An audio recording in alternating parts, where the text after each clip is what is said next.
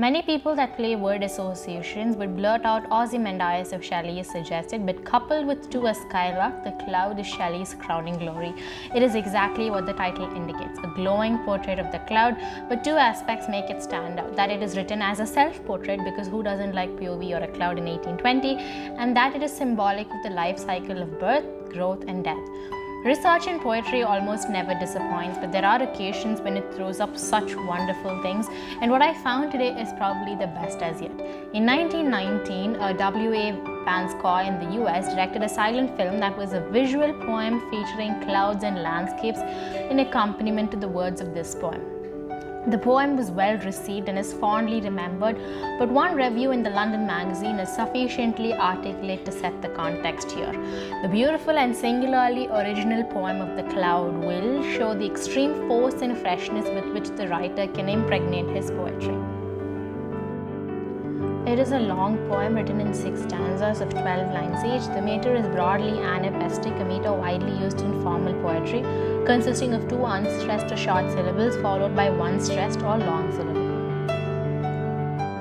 The first stanza describes how the cloud brings rain for the flowers, how it offers relief for the leaves when the sun is scorching midday, how it creates the dew that sits on buds, how it creates hailstorms that whiten the plains before bringing rain again. The cloud creates snowfall that decorates mountains and dresses the pines on them. Lightning is the pilot of the cloud, and it sits atop tall bowers. Below in the caverns, thunder is chained and it screams and howls. Lightning is in love with spirits at the bottom of the sea that guide him over various landforms. The third stanza describes the interplay of the sun and the clouds, from sunrise to sunset, from the glorious red rays to the golden glow that invites eagles that perch on the cloud. By the fourth stanza, we've made it to nighttime. The shining white orb that mortals call the moon sweeps along amidst the soft fluff of the clouds, with footsteps audible only to the angels.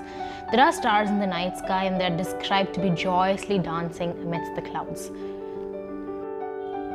The cloud hangs like a cape over the volcanoes and the seas, like a roof supported by mountains which act as pillars.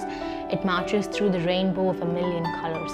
The last stanza affirms the immutable, immortal aspect of a natural phenomenon. The cloud is a force of nature, and it might change color and shape, but for as long as the earth spins around the sun, it will remain, rising every day like a child from the womb, like a ghost from the tomb. My single biggest reservation with choosing this poem was the fear that my attempt to break it down will fall terribly short. The magnificence of the imagery and the metaphors used is almost far too imposing to compress into a couple of slides.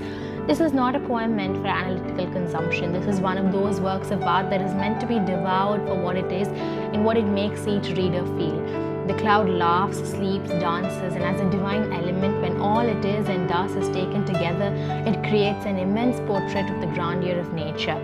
The personification helps render a divine attribute, while the whole poem is an extended metaphor for the perpetual cycle of transformation and change. There are a few lines that left me spellbound. The image of lightning being in love with spirits at the bottom of the sea is particularly enticing, as also are the final 2 lines. Ghost from the tomb and baby from the womb, from life to death and back again.